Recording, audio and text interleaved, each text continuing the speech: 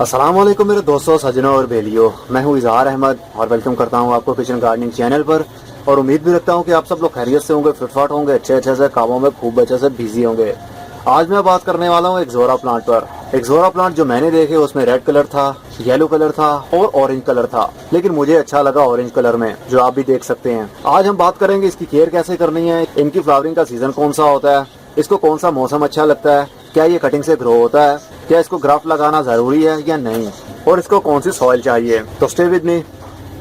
Last year भी मैंने एक एक्सोरा प्लांट खरीदा था जो कि ये वाला है। इसको रेड कलर के फूल लगते हैं, लेकिन जब से मैं नर्सरी से लेकर आया सिर्फ एक बार ही इसको फ्लावरिंग हुई, उसके बाद में फ्लावरिंग नहीं हुई। आज हम उस पर भी बात करेंगे कि उसकी क्या रीजन थी। और कुछ दिन पहले ही मैंने परचेज किया है एक ऑरेंज कलर में, जिनके फूलों में कुछ येलोनेस भी है। एक्सोरा प्लांट दो टाइप का होता है, एक तो ये जिनको लोकल एक्सोरा प्लांट बोलते हैं, जो पाकिस्तान में और इंडिया में इजीली मिल जाता है, और एक थाईलैंड का होता है। वो काफ़ी महंगा भी होता है और उसके पत्तों का साइज थोड़ा छोटा होता है और फूलों का साइज भी छोटा होता है। लेकिन हमें वही प्लांट पर फोकस ज़्यादा रखना चाहिए जो हमारे लोकल प्लांट्स हों, क्योंकि वो हमारे क्लाइमेट के हिसाब से ग्रोथ कर सकते हैं। अगर हम किसी और कंट्री का प्लांट ग्रो करने की कोशिश करेंगे तो अगर हमारे पास एक्सपीरियंस नहीं होगा तो वो हमारे से सर्वाइव नहीं कर पाएगा, तो हम डिसहार्ड होकर गार्डनिंग छोड़ भी सकते हैं। इसलिए ज़्यादा फोकस उन्हीं पर रखें जो आपके हेयर एंड देयर पौधे पाए जाते हों, मतलब लोकल वैरायटी पर। एक्सोरा प्लांट मिट्टी के अंदर भी ग्रोथ कर सकता है और कंपोस्ट के अंदर भी, दोनों में ही इसकी ग्रोथ हो सकती है और दोनों में ही इसकी फ्लावरिंग भी होती है। अगर आप ओनली कंपोस्ट के अंदर ग्रो करना चाहते हैं तो कंपोस्ट को फुली डिकम्पोज होना ज़रूरी है। अगर उसके अंदर नाइट्रोजन का लेवल हाई होगा तो आपका प्लांट बर्न होना शुरू हो जाएगा, मतलब उसके पत्ते ड्राई होना शुरू हो जाएंगे, मुरझाना शुरू हो जाएगा। और अगर आप मिट्टी के अंदर ग्रो करते हैं तो इसके लिए बालू मिट्टी की ज़रूरत होगी, जिसके अंदर 50% रेत और 50% मिट्टी होती है। इसको बहुत ही कम फर्टिलाइजर की ज़रूरत होगी, क्योंकि ये साल में सिर्फ एक बार ही फ्लावरिंग करता है। एक्सोरा प्लांट कटिंग से भी ग्रो हो सकता है और सीड से भी, लेकिन सीड मैंने आज तक इसका देखा ही नहीं है। बट ये कटिंग से बहुत ही इजी टू ग्रो होता है। लेकिन कटिंग लगाने का सीजन बाहर का सीजन या बरसात का मौसम होता है, जब ना ज़्यादा गर्मी हो और ना ज़्यादा ठंड हो और ह्यूमिडिटी लेवल भी अच्छा हो।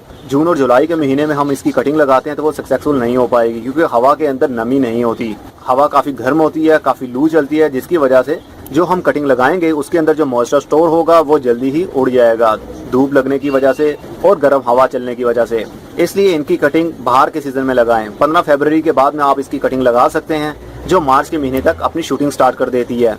जिस तरह इंग्लिश रोज को ग्राफ्ट लगाया जाता है, एक्सोरा प्लांट को ग्राफ्ट की जरूरत नहीं होती। कोई भी कलर का एक्सोरा प्लांट हो वो कटिंग से इजीली ग्रो हो जाता है और उसको वही फूल लगते हैं जिसकी हमने कटिंग लगाई है।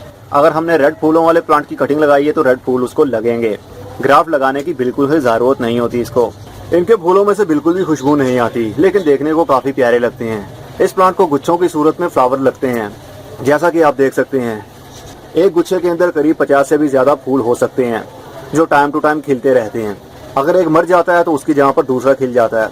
ये गर्मी के सीजन में खूब अच्छे से ग्रोथ करता है, सर्दी के सीजन में इसकी ग्रोथ बिल्कुल ही रुक जाती है। इसकी फ्लावरिंग का सीजन समर में शुरू होता है।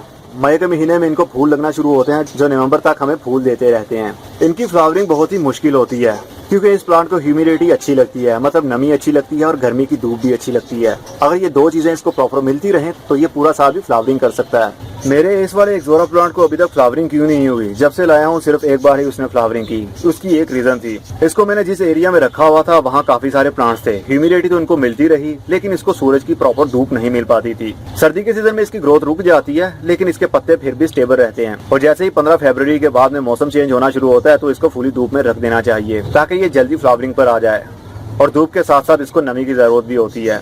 अगर आप नमी का लेवल इंक्रीज कर सकते हैं तो इसकी फ्लावरिंग भी होगी। नमी का लेवल इंक्रीज करने के लिए आप दिन में 3 से 4 मरतबा इसके ऊपर बारीक पानी का शावर भी कर सकते हैं, ताकि नमी का लेवल एक बना रहे और हीट भी साथ में मिलती रहे, तो इसको जल्दी ही फ्लावरिंग भी शुरू हो जाती है। इस प्लांट को ज्यादा फर्टिलाइजर की जरूरत भी नहीं होती। अगर आप इसको नाइट्रोजन वाला फर्टिलाइजर देते हैं, जिस तरह काऊ डंग है उसमें नाइट्रोजन का लेवल हाई होता है, तो ऐसे में इसके पत्तों की ग्रोथ तो होगी, ये पत्ते ग्रीन तो होंगे, लेकिन उसको जल्दी फ्लावरिंग नहीं होगी, क्योंकि फ्लावरिंग के लिए या तो पोटेशियम की जरूरत होती है या कैल्शियम की जरूरत होती है। तो ऐसे में आप NPK फर्टिलाइजर भी इसको ऑफर कर सकते हैं। हर 15 रोज के बाद NPK के 5 से 6 दाने गमले के अंदर डाल दिया करें, तो इसकी रूट्स को पावर मिलती रहेगी। इसके फूलों की ग्रोथ तो अच्छे से होती रहती है और 1 महीने तक भी इसके फूलों का गुच्छा रह सकता है, क्योंकि एक गुच्छे के अंदर 50 से ज्यादा बर्ड हो सकते हैं। और टाइम टू टाइम जब वो खिलते रहते हैं तो उनकी जगह पर न्यू बर्ड्स भी ग्रो होते रहते हैं। इस तरह ये आपका पूरा गर्मी का सीजन फूलों से ही भरा रह सकता है। इस प्लांट के पत्तों के ऊपर एक ही बग अटैक करता है जो पत्तों का रस चूसता है और उसमें होल्स करता रहता है। जिस तरह इसके ऊपर भी बग ने अटैक किया और इसके पत्तों का रस चूसना शुरू कर दिया। तो इन कीड़ों से जान छुड़ाने के लिए मेरा रिसेंटली ही वीडियो गुजरा है पेस्टिसाइड स्प्रे बनाने का, तो आप वो वॉच करेंगे तो आपका कॉन्सेप्ट क्लियर हो जाएगा। हर 15 से 20 दिन के बाद एक मरतबा स्प्रे कर देने से कोई भी प्लांट के ऊपर बग अटैक नहीं करेगा। अब मैं इस प्लांट को चाहता हूँ शिफ्ट कर लूँ दूसरे पॉट के अंदर, क्योंकि ये लगा हुआ है एक पॉलीथीन के अंदर और मैं चाहता हूँ इसको पॉट के अंदर, एक गमले के अंदर शिफ्ट कर लूँ। सबसे बेस्ट इसके लिए ये रहेगा कि आप इसके लिए क्ले पॉट यूज करें, मतलब मिट्टी का गमला यूज करें। लेकिन मेरे पास बड़े साइज का गमला नहीं है, इसलिए मैं प्लास्टिक का पॉट ही यूज कर रहा हूँ। प्लास्टिक के पॉट में एक प्रॉब्लम होती है, जब हम इसके अंदर प्लांट लगा देते हैं और सूरज की धूप में रख देते हैं तो प्लास्टिक के ऊपर सूरज की रोशनी, सूरज की धूप पड़ने से प्लास्टिक काफी हीट हो जाता है, तो ऐसे में प्लांट की रूट भी बर्न होना शुरू हो जाती हैं। इसलिए आप जहां तक हो सके क्ले पॉट ही यूज करें।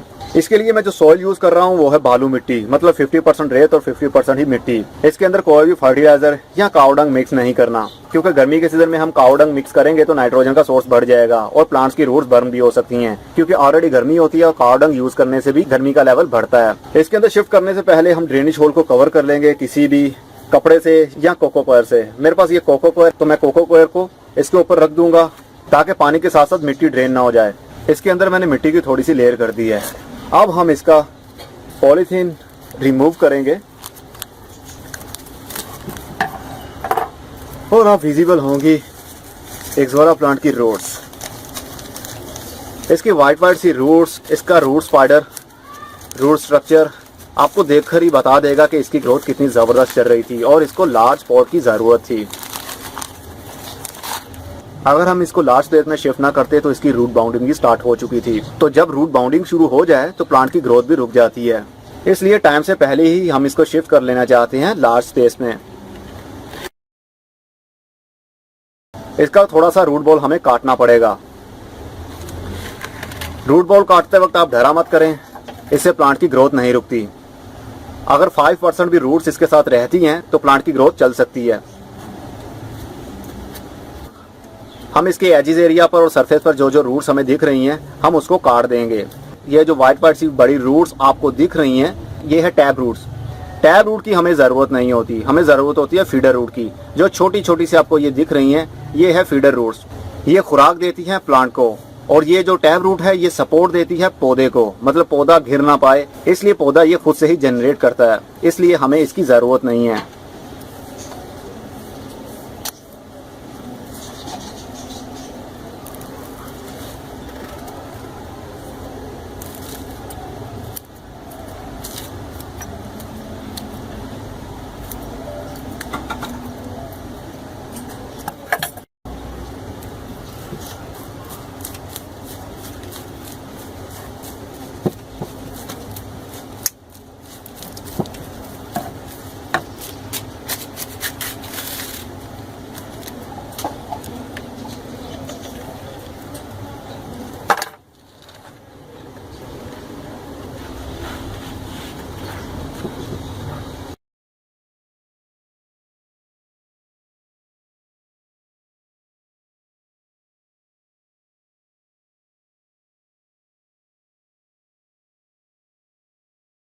ये ऑलमोस्ट कंप्लीट हो चुका है। अब इसको ज़रूरत है पानी देने की।